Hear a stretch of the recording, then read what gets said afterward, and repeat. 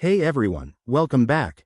If you're trying to import an ICS file into Google Calendar to organize your 2025 events, this tutorial is perfect for you. ICS files are great for syncing calendars from other apps or devices, and it's super straightforward once you know the steps. Let's dive right in. First things first, make sure you're signed into your Google account. Open up Google Calendar on your web browser or app.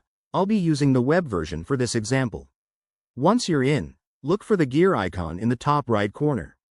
That's your settings menu. Click on it to get started.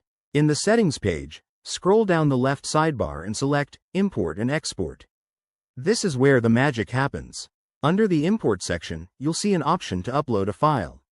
Click on Select File from your computer and navigate to where your ICS file is saved.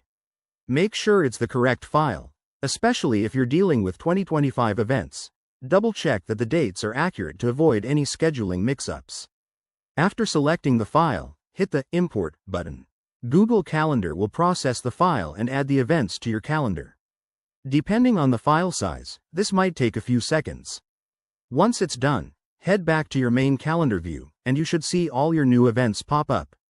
A quick tip: if the events don't show up right away, try refreshing the page or checking your Other Calendars section. Also, remember that ICS files might override existing events, so always back up your calendar first. That's it for today's quick guide. Adding ICS files to Google Calendar is a game changer for staying organized in 2025.